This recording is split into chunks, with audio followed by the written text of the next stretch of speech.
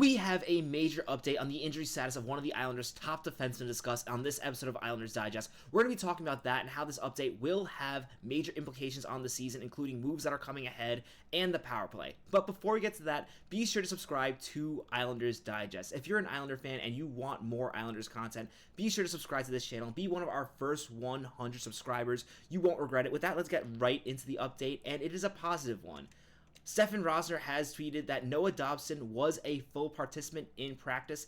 He will not be able to play in the Islanders' next game as he was on the LTIR, and therefore he has to miss a minimum of 10 games. But the good news for the Islanders is it seems like this player is back and he is healthy. He was a full participant, meaning he did not wear a no-contact jersey. So it seems like after Noah Dobson fulfills the 10-game requirement of being out, it looks like he will be back.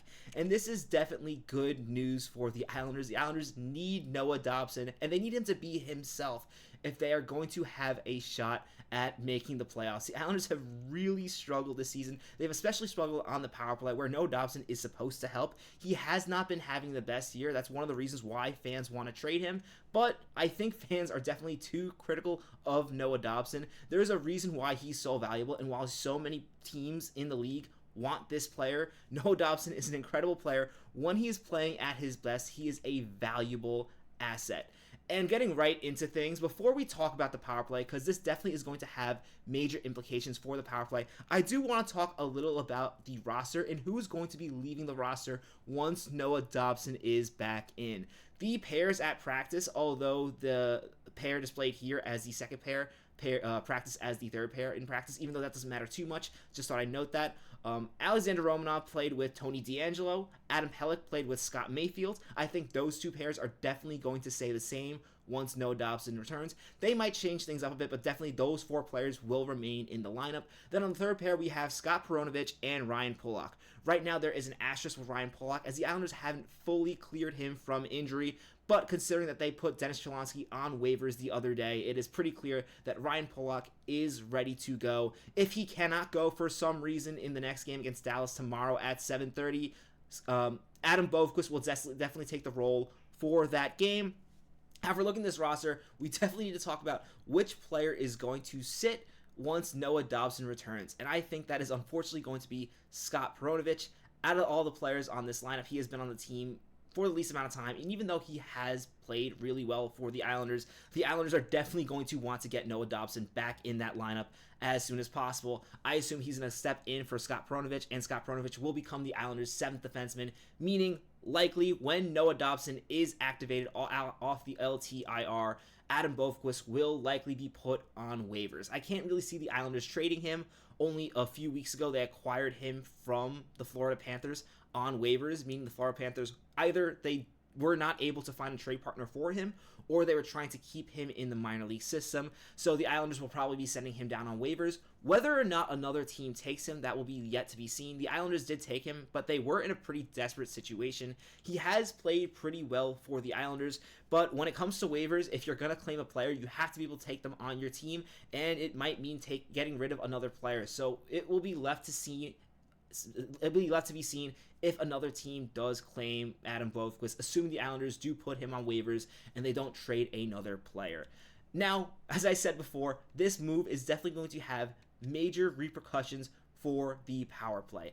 Noah Dobson coming back hopefully will improve the Islanders' power play. Honestly, it really can't make things worse. As we talked about before, Tony DeAngelo will be starting on the first power play, and Noah Dobson will be quarterbacking the second power play. So Noah Dobson, as I predicted the other day, will not be getting back his role as the Islanders' top power play quarterback. Honestly, he does not deserve to step right back into the quarterback position. He really has not been that good on the power play this season. To be fair, no one on the Islanders power play has been that good this season. If we go onto some of these stats on the Islanders power play, the Islanders have the worst power play in the entire National Hockey League this season. And I really want to emphasize how bad it is, because people were talking a lot about how poor the penalty kill was in the beginning of the season.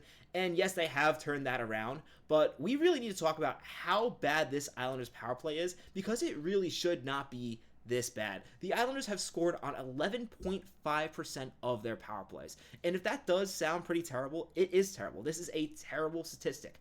But it gets even worse because the Islanders also draw the least amount of power plays in the entire league. So on top of only scoring on 11.5% of their power plays, they've only scored a whopping total of 15 power play goals the entire season. And if you look at some of the other teams around the Islanders in the statistic, you've got some interesting ones like the Boston Bruins, who really probably should not be as poor on the power play as they are. But even the Boston Bruins, who are third worst on this list, have scored 10 more power play goals than the Islanders this season. Think about how many more games the Islanders could win if they scored just 10 more goals. The Islanders have played a lot of games where they've lost by 1 goal, maybe gone to overtime and lost into overtime by 1 goal. There are a lot of games here where the Islanders could have come out with points that they desperately need in this playoff race if they had a slightly better power play. We're not even talking about being a top 10 or 15 power play.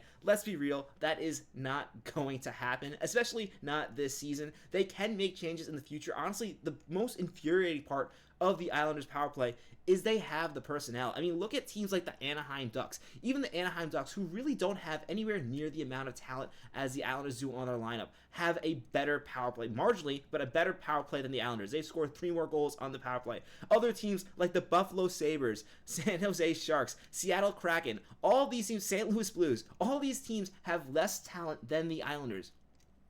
A lot of fans don't like the talent the Islanders have on forward. The Islanders are not the deepest team when it comes to their forwards, but they do have enough talent to have 2 solid power play units, and it is honestly insane that the Islanders are number 1 in this statistic for the worst power play, and that is definitely something that if the Islanders want to make the playoffs, they are going to have to change. So let's talk a little bit how the Islanders were working on power play in practice.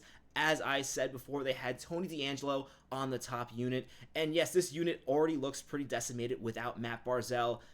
You could be making the excuse for the Islanders this season that Matt Barzal has missed the majority of the season, but even when Matt Barzal has been on the power play, this unit has struggled mightily. They haven't scored a goal since he returned from his injury. Now, unfortunately, he is back injured again, but this power play unit is seriously struggling, and I'm really hoping that maybe splitting it up like the way Patrick Waugh has done, so that they have 2 units maybe running a little bit of a different thing, trying to see what works. Hopefully the Islanders can find just a little bit of magic on the power play. Now again, they don't need to be one of the top 10 NHL power plays to get a value from the power play. In fact, that's not going to happen. But if the Islanders can just move their percentages up, like if they can go from 11.5% on the power play to 15%, they'd still be one of the worst power plays in the league. But just that 5% change could mean the difference between the Islanders making the playoffs and missing the playoffs. And I kind of do like what the Patrick Waugh is doing with this unit. Anders Lee definitely belongs on the top power play